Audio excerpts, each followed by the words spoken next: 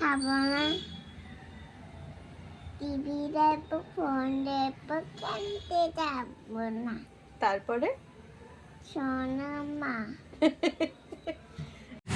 Hello everyone, good morning. কেমন আছো সবাই? আশা করছি সবাই খুব ভালো আছো। আমরাও খুব ভালো আছি। ফিউজ ব্লগে তোমাদের সবাইকে আরও একবার ওয়েলকাম আমার নতুন ভিডিওতে।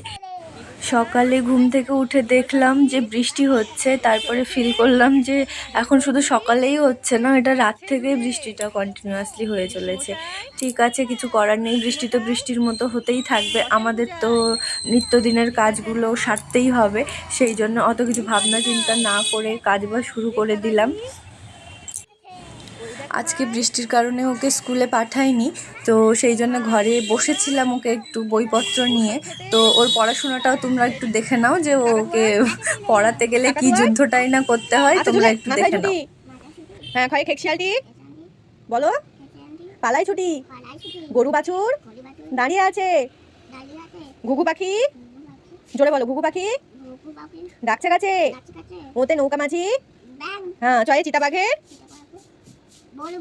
সরু ঠ্যাং, হ্যাঁ ছয়ে ছাগল ছানা লাফিয়ে চলে, হ্যাঁ বর্গীয় যাতে জাহাজ ভাসে, বলো জাহাজ ভাসে, সাগর জলে, ছয়ে ঝাড়ু হাতে এলো কানাই, ইয়োতে ইয়ো চড়ে, বলো ইয়ো চড়ে নাচছে দু ভাই, ছয়ে টিয়া পাখির থরটি লাল, ছয়ে ঠাকুর দাদার শুকনো গাল, ধয়ে ডুলি কাঁধে বেহারা যায়, ধয়ে ঢুলি ভাইয়া ঢোলক বাজায়, মধ্যাহ্ন নাকের পরে, তয়ে তিমি আপন শিকার ধরে, ছয়ে থালা ভরা আছে মিঠাই, ধয়ে দোয়াত আছে কালি নাই, ধয়ে ধোপা কেমন কাপড় কাছে, দন্তান্নয়ে নাপিত ভাইয়া দাড়ি চাচে।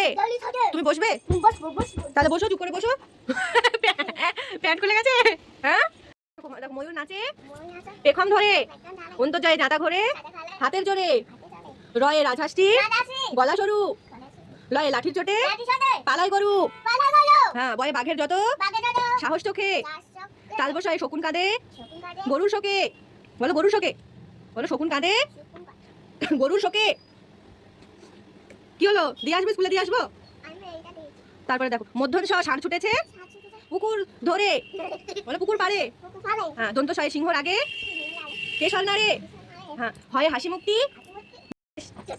দয় শূন্য রায়ের দফা শেষ, হ্যাঁ ঢয় শূন্য রায়ের মাথা, বলো দয় শূন্য রায়ের মাথা কামড়ে খায়, অন্তস্থ দেখে, বলো 48 49 50।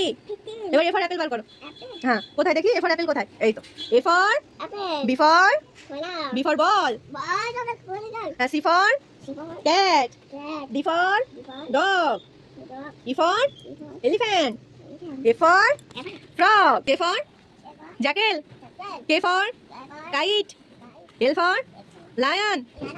আয় বই দাও। এম ফর বই দেবে না? তাহলে চলো স্কুলে চলো, দাও। এম ফর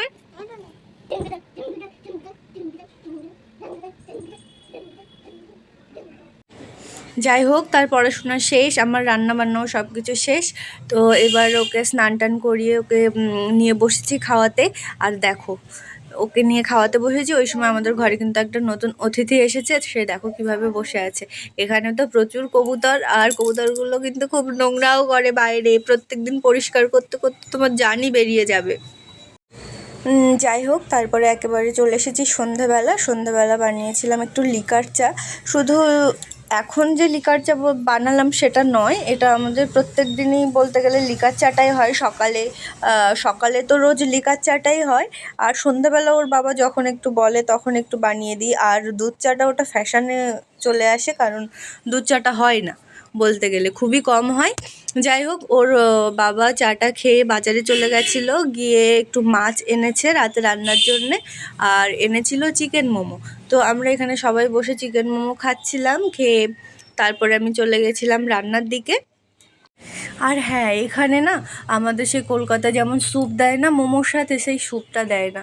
আমি কিন্তু এই স্যুপটাকে ভীষণ মিস করি, মনে হয় এখানে কেন স্যুপটা দেয় না। স্যুপটা তো খেতে খুবই ভালো লাগে, কিন্তু এখানে বাস 2 রকম চাটনি দেবে আর মোমো দেবে, হয়ে গেল।